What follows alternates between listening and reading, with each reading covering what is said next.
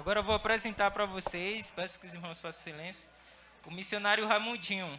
Amém?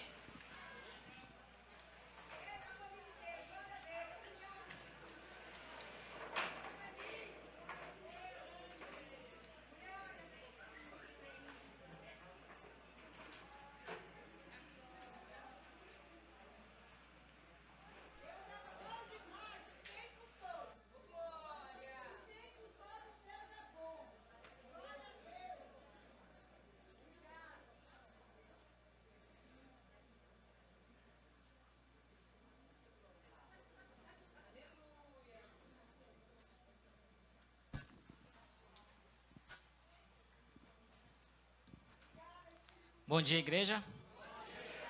Paz esteja com vocês. Queria dizer que meu nome é Raimundo, como anunciou nosso querido pastor, mais conhecido como missionário Raimundinho. E eu estou aqui para dizer que hoje é meu último sermão. Eu estou abandonando a fé. Não creio mais nesse Jesus que eu preguei por muitos anos. Eu vou explicar um pouco da minha história e vocês vão entender a minha situação. Quando eu era menino moço, ia na igreja com a minha mãe, com meu irmão, e a gente frequentava a igreja. Eu pedia muito ao Senhor que eu me abençoasse, que eu gostaria de pregar o evangelho por todo mundo, conhecer os 4 cantos do mundo, mas que fosse pregando o evangelho. E um certo dia isso aconteceu. Os irmãos da igreja lá fizeram uma visita e revelaram que Jesus tinha um plano para mim, que eu iria ser um missionário e ia pregar o evangelho pelos 4 cantos do mundo. Eu dei glória a Deus e falei: Senhor, obrigado, é isso mesmo que eu quero. E foi o que aconteceu. Eu fui enviado lá para o lado do Amazonas, divisa com Mato Grosso, para pregar para as aldeias, para os índios, né? Chegando lá, o lugar que eu ia ficar era apenas um barraco, tinha apenas uma cama lá, não tinha mais nada. Eu falei: Jesus, o que eu vim fazer aqui? E depois de 3 meses, o dinheiro que aqueles irmãos tinham que mandar para mim parou de chegar. O dinheiro que a igreja depositava de missões parou de chegar. Eu já não tinha o que comer, o que beber, o que vestir. E para piorar a situação, ainda fiquei doente. E a sorte é que eu fiz muitos amigos ali na aldeia. Os índios ali gostavam de mim. Foi aí que entrou a Niara na minha vida. Essa jovem moça, ela não queria saber de Jesus, não queria saber da minha pregação, do evangelho. Ela apenas teve compaixão de mim, que foi minha sorte. Então ela me levou para sua casa para poder cuidar de mim, me dar o que comer, me dar o que beber. E durante esse tempo que eu estive na casa dela, me recuperando, ela foi me ensinando o dialeto do seu povo, aonde eu poderia pregar o evangelho na língua deles. E foi o que eu fiz. Eu comecei a pregar o evangelho. Eu era muito novo, inexperiente ainda, não sabia muito de Bíblia, e me comunicava com os índios, mas eles davam risada da minha cara. Afinal de contas, eu acho que eu não sabia me expressar direito. Eles falavam que muitos pastores passaram por ali, muitos missionários, mas que eu com certeza era o pior. Eu dava risada, né? Afinal de contas, fazer o quê? Inexperiente mesmo. Foi então que 15 anos, irmãos, 15 anos pregando o evangelho, e apenas uma alma convertida. A jovem Amana. Amana era uma menina órfã, que vivia ali na aldeia. Ela sim, ela ouviu a palavra do Senhor Jesus e aceitou. E mais tarde ela iria nos seguir. Com o passar do tempo, eu e Niara, a gente acabou se apaixonando. Então a gente resolveu casar, fizemos uma cerimônia ali mesmo, na aldeia dela, ali com o povo dela, uma cerimônia simples. E a partir dali, éramos uma família cristã. Eu, Niara e Amana. Então, fomos pregar o evangelho por todas as aldeias, pelas cidadelas próximas ali. E pregávamos o evangelho, mas os índios, eles não queriam saber de Jesus, as pessoas lá não queriam saber de Jesus, não davam a mínima. Foi então que, com o passar do tempo, o povo de Niara, eles tinham uma crença que um certo tal de Ioroque iria pairar sobre a terra, sobre o povo, sobre as cidades. Esse Ioroque, para eles, é como se fosse o diabo para nós. E eles estavam certos. Esse Ioroque chegou, dominou todas as aldeias, pegou todo mundo de surpresa, na verdade, né? Ninguém esperava isso. E esse Yoroki nada mais era que o coronavírus. Quando eu me lembro, dá vontade até de chorar, porque a Niara, infelizmente, ela contraiu o vírus e acabou falecendo. Eu também contraí o vírus. Estou até com sequelas até hoje, por causa do coronavírus. Fui parar na UTI. Por muitos dias fiquei na UTI. Algum tempo me recuperando no hospital. A única companhia que eu tinha era a Mana. Então eu pedi a ela que voltasse para a aldeia e falasse para o povo que a Niara havia morrido, já descansava nos braços do Senhor. E que ela não voltasse para mim, porque eu poderia transmitir o vírus a ela. Era muito perigoso, eu não queria isso para ela. Então ela voltou para o seu povo e comunicou a todos. E eu fiquei ali no hospital, me recuperando. Foram dias difíceis, irmãos. Só eu sei o que eu passei. Saí de lá sequelado. E quando eu tive alta do hospital, eu me via sozinho. Não tinha um pastor, não tinha um irmão, não tinha um familiar para me acolher ali. Para onde que eu ia? Foi aí que eu decidi. Eu vou abandonar a carreira. Não quero mais saber desse negócio de missões, não é para mim. E há 1 ano e meio atrás, eu desembarquei na rodoviária do Tietê. Chegando lá, estava meu pai, meu irmão. Meu pai, quando me viu, começou a chorar. Veio correndo me abraçar. O meu irmão logo repreendeu. Falou: pai, não abrace ele, pai. Afinal de contas, não sabemos, ele pode ter o vírus. Pode transmitir. Eu concordei com ele. E no caminho, de volta para a casa dos meus pais, meu pai ia contando tudo o que aconteceu durante esses anos. A igreja esteve fechada. Alguns irmãos acabaram falecendo. Que não era para mim ficar triste.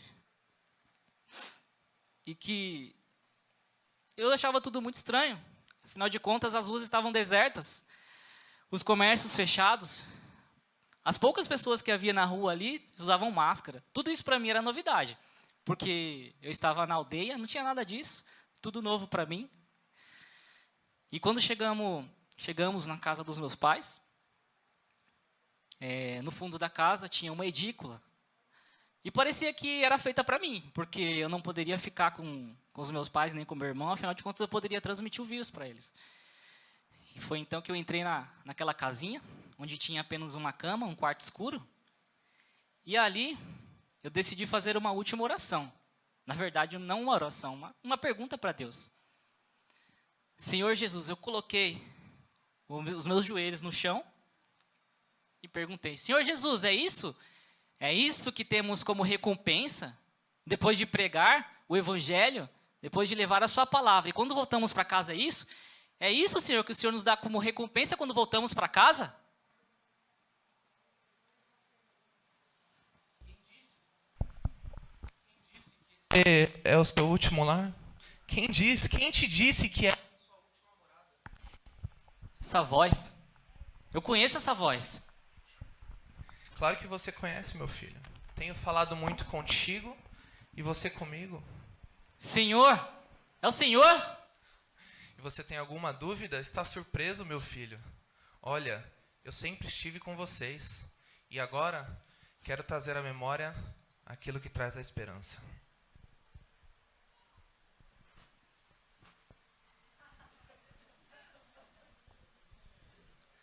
Paz do Senhor, pastor Raimundinho.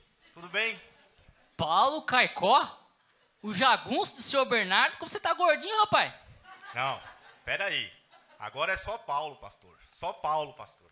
Já te disse que eu não gosto de ser chamado pastor, não sou digno disso. Mas me conta uma coisa, você não tá aqui para me matar de novo não, né? Não, calma. Eu gostaria de contar algo para os irmãos. Eu sempre tive inveja desse homem. Sempre tive raiva desse Raimundinho. Porque ele tinha algo diferente na vida.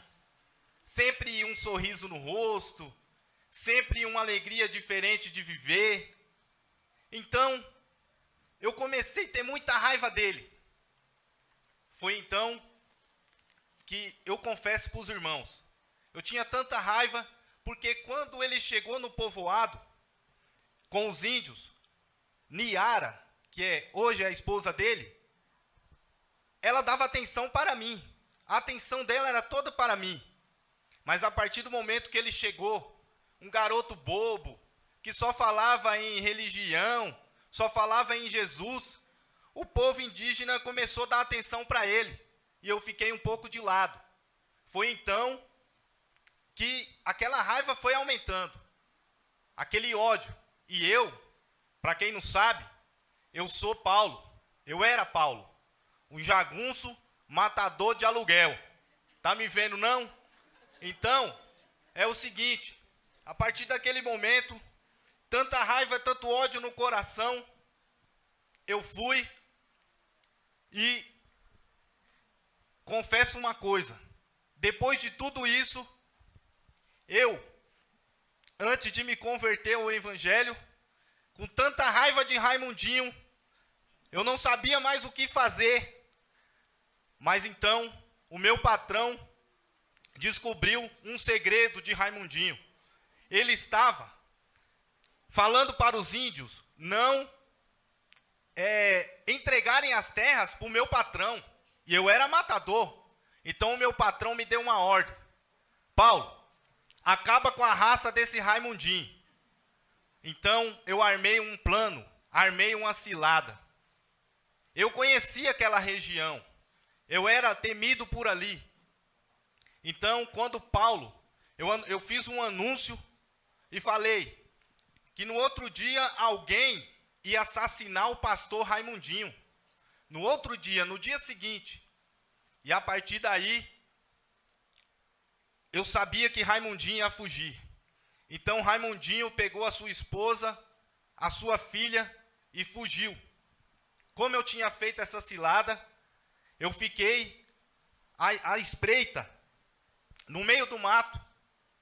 Fiquei com a minha arma engatilhada. Falei, Raimundinho vai passar pelo único local que tem para ir para a rodoviária. Quando o Raimundinho foi passar, eu estava com a minha arma engatilhada, pronto para atirar. Quando de repente, ai meu Deus, ai meu Deus, ai meu Deus, que dor, que dor. Era a mordida de uma cobra coral. Eu não sabia o que fazer, comecei a gritar de tanta dor, tanta dor. Foi aí que eu revelei a minha localização aonde eu estava. E foi aí que eu comecei a ver tudo embaralhado, tudo talvez era o veneno daquela víbora. Eu comecei a ver as coisas embaçadas. E quando eu percebi, estavam se aproximando 3 pessoas. E para minha surpresa, eu consegui identificar. Era Raimundinho, Niara e Amana. Logo, eles começaram a me socorrer. E eu não estava entendendo nada. Amana me deu água. E quando eu percebi, Niara estava olhando para a arma no chão. E logo eles perceberam que aquela arma eu ia usar para matar Raimundinho. Só que Raimundinho, com todo o diferencial que ele tinha, ele se aproximou de mim e disse, não se preocupe, meu filho, eu estou chamando socorro. Ele colocou a mão na minha cabeça, pediu permissão e fez uma oração e me abençoou. Eu só me lembro de acordar no outro dia no hospital, sem dores, sem nenhum problema. E a partir daquele momento, minha vida mudou para sempre. Eu me perguntava, que Deus é esse? Que Deus é esse que mesmo Raimundinho, que ele serve esse Deus, mesmo eu tentando matar ele, ele me fez o bem, ele orou por mim. Que Deus é esse que pede para você orar pelos seus inimigos? A partir daquele dia, minha vida mudou e minha vida foi transformada. Por isso quero te dizer, pastor Raimundinho, não foi só uma alma que você conseguiu com a sua missão, que você conseguiu discipular. Eu também sou seu discípulo.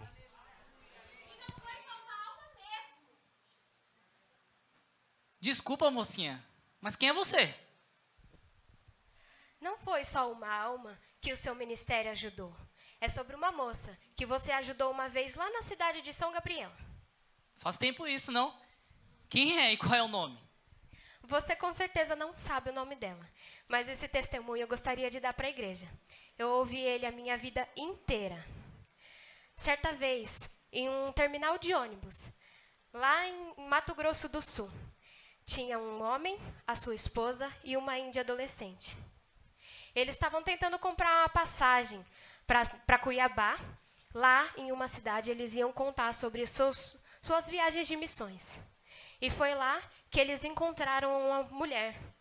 Ela estava toda machucada, estava toda fraca, e ainda por cima, em seus braços, tinha um bebê enfermo. Ah, eu me lembro. Era uma jovem moça. Ela estava com seu bebezinho no colo e ela passava muita fome. O seu bebezinho até estava doente com febre. E ela falou assim que não tinha dinheiro. Ela precisava comprar a passagem para voltar para a casa dos seus pais. Foi então que Deus falou comigo, falou no meu ouvido. Falou: Raimundinho, dê todo o dinheiro que você pegou da igreja para ela. Para que ela comprasse a passagem, comprasse os remédios para o seu bebezinho e voltasse para a casa dos seus pais. Eu lembro que nesse dia, eu e a minha esposa ficamos conhecidos como golpistas. Afinal de contas, pegamos o dinheiro da igreja e não fomos pregar. Demos o dinheiro àquela pobre moça porque o Senhor tinha mandado. Foi isso mesmo. Naquela época, mesmo adolescente, ela já trabalhava dentro de um prostíbulo. E o dono, o cafetão de lá, ele ficava violento com frequência. Batia nela porque, para cuidar da saúde desse bebê, ela já não cumpria mais os programas com a mesma frequência. Ela me conta que nesse dia, a sua esposa orava em um dialeto indígena, que ela não entendia, mas que assim que ela entrou no ônibus, a febre do bebê já tinha passado. Ela agradece muito esse dia, a ajuda que você deu para ela, porque o mais incrível de tudo foi que, chegando na casa dela, a família aceitou ela. Lá ela foi perdoada, foi ajudada e nunca mais apanhou de um homem na vida. Lá ela se casou e se converteu a Cristo. Ela sempre conta a história de como ela encontrou Jesus. Que bom! E ela está bem? Infelizmente, durante a pandemia, ela acabou não resistindo. Mas aquele dia em São Gabriel mudou a vida dela. Ela já entrou no ônibus crendo em Cristo. Ela sabia que a salvação dela estava garantida. Poxa, que pena, mas o bebezinho sobreviveu, né? O bebezinho sou eu. Nossa, glória a Deus. Antes de ela morrer, ela me pediu que eu te encontrasse e te dissesse que valeu a pena, que o sacrifício que você e a sua família fizeram não foi em vão, que você alcançou uma alma e mudou uma família e que o seu ministério vale a pena. Foi isso que ela me pediu para te agradecer e eu agradeço, obrigada.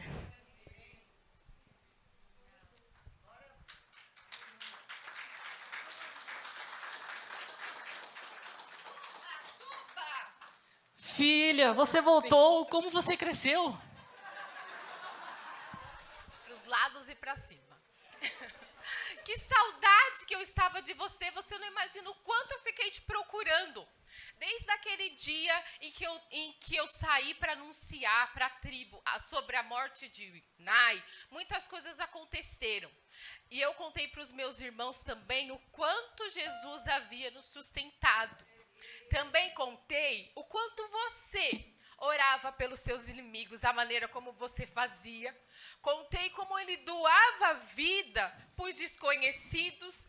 E contei também o quanto você realmente vivia a palavra.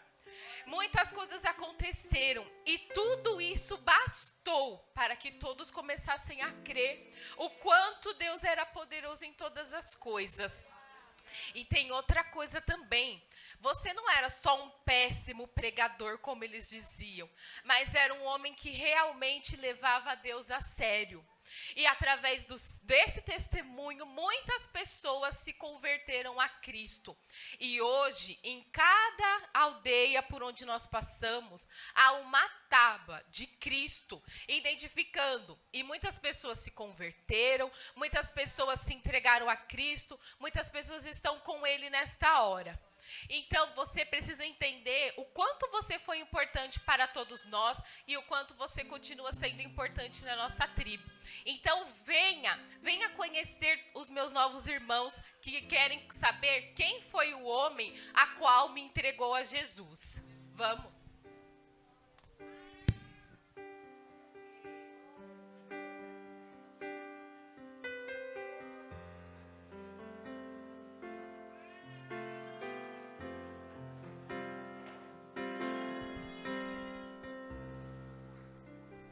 Amém, irmãos? Como essa ministração veio para fortalecer a minha fé. Quantas vezes eu já não pensei em desistir. Eu sei que Deus tem grandes coisas para realizar através do meu ministério, através da minha igreja. Mas por quanto tempo nós, como igreja do Senhor, vamos continuar assim, paralisados? Lidar com pessoas não é nada fácil. A inconstância espiritual, ela é assustadora. A falta de interesse, a falta de entrega e de esforço estão minando aos poucos a vontade de continuar. Mas nessa manhã eu declaro que pelo nome de Jesus, nós, Igreja do Senhor, geração eleita, sacerdócio real, não vamos parar. Nós não vamos parar porque é através do nosso deserto. Talvez você por fora possa estar desgastado, mas o seu interior, ele está sendo renovado agora, em nome de Jesus. Aleluias. E é através do seu testemunho, através do seu deserto, Deus vai restaurar alguém. Deus vai restaurar sonhos de alguém.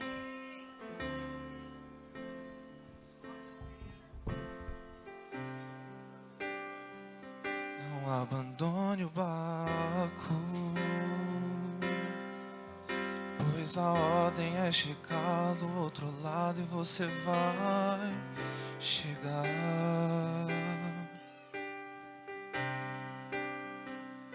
Não abandone o barco, pois esse teu deserto vai servir de testemunho para levantar alguém de novo.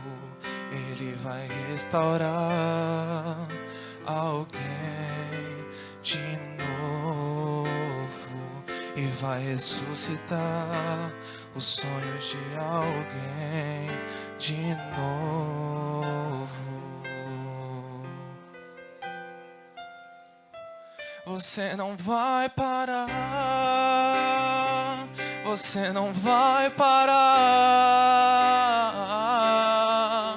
pois a ordem é chegar do outro lado e você vai chegar. Você não vai parar, você não vai parar, você não vai parar. Eu sou Jesus o Nazareno e já dei ordem pra acalmar o mar. Você não vai parar.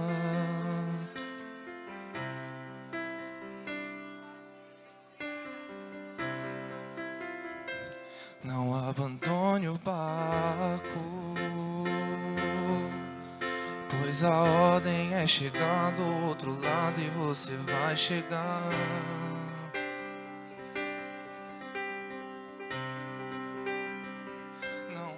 Abandone o barco, pois esse teu deserto vai servir de testemunho para levantar alguém de novo. Ele vai restaurar alguém de novo e vai ressuscitar os sonhos de alguém de novo.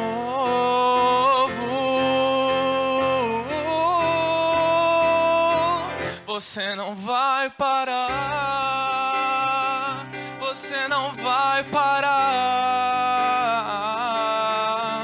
pois a ordem é chegar do outro lado e você vai chegar. Você não vai parar, você não vai parar, você não vai parar. Eu sou Jesus, o Nazareno, e já dei ordem pra acalmar o mar.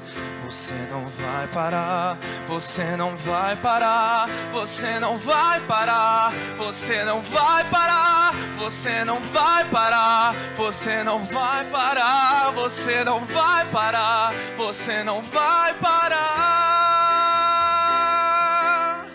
Eu sou Jesus, o Nazareno, e já dei ordem pra acalmar o mar. Você não vai parar.